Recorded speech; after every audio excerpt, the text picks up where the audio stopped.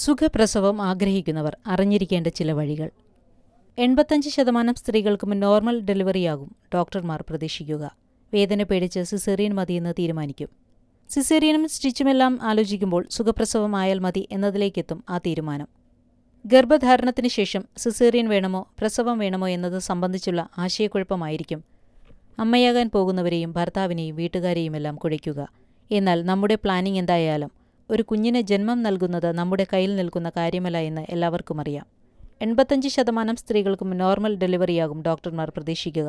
പക്ഷേ 65% സ്ത്രീകൾ മാത്രമാണ് സുഖപ്രസവത്തിലൂടെ കുഞ്ഞിന് ജന്മം നൽകുന്നത്. ഇനി നിങ്ങൾ സുഖപ്രസവം വേണമെന്ന് ആഗ്രഹിക്കുന്നുവെങ്കിൽ ചില വഴികൾ. വ്യായാമം മുടക്കരുത്. ഗർഭകാല ദിവസങ്ങളിൽ മുടങ്ങാതെ വ്യായാമം ചെയ്യുന്നത് നിങ്ങളുടെ സ്റ്റാമിന വർദ്ധിപ്പിക്കുകയും ആക്റ്റീവായി തുടരാൻ സഹായിക്കുകയും ചെയ്യും.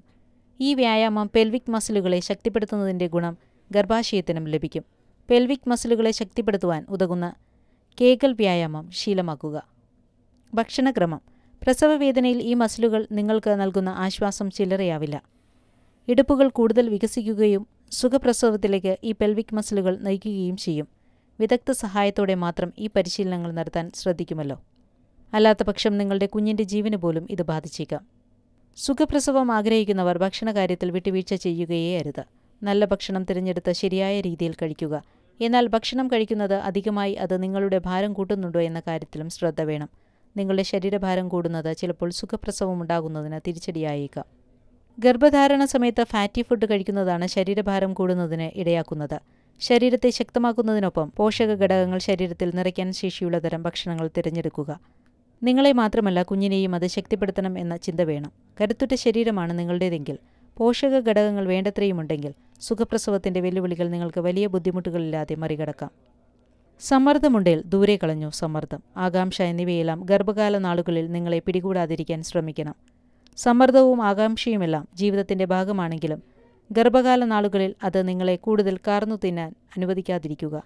നിങ്ങൾക്ക് മാനസികമായി ഉണർവ് നൽകുന്ന വ്യക്തികളുമായി സംസാരിക്കുക. കുഞ്ഞിനെ പരിപാലിക്കുന്നതുമായി ബന്ധപ്പെട്ട നല്ല പുസ്തകങ്ങൾ തിരഞ്ഞെടുത്ത് വായിക്കുക. അങ്ങനെ സമ്മർദ്ദത്തെ അതിജീവിക്കാനുള്ള വഴികൾ കണ്ടെത്തുക.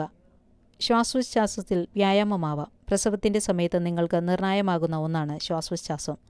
ശ്വാസം നിങ്ങൾക്ക് നിയന്ത്രിച്ചു പിടിക്കേണ്ട സാഹചര്യവും പ്രസവ സമയത്ത് ഉണ്ടാകുന്നുണ്ട്. മാത്രമല്ല കുഞ്ഞിലേക്ക് നിങ്ങളിൽ നിന്നുമാണ് വേണ്ട ഓക്സിജൻ ലഭിക്കുന്നതെന്ന് മറക്കണ്ട. മെഡിറ്റേഷനും ശ്വാസോച്ഛ്വാസത്തിലെ വ്യായാമവും ഗർഭകാല നാളുകളിൽ തുടർന്നാൽ സുഖപ്രസവത്തിലേക്ക് നിങ്ങൾക്ക് എത്താനാവും.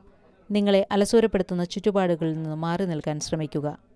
വായനയെ കൂടെ കൂട്ടുക. ഗർഭധാരണത്തെക്കുറിച്ചും ഡെലിവറിയെക്കുറിച്ചും നന്നായി മനസ്സിലാക്കിയിരിക്കുന്നത് നിങ്ങൾക്ക് ഗുണം ചെയ്യുമെന്ന് പ്രത്യേകം പറയേണ്ടല്ലോ.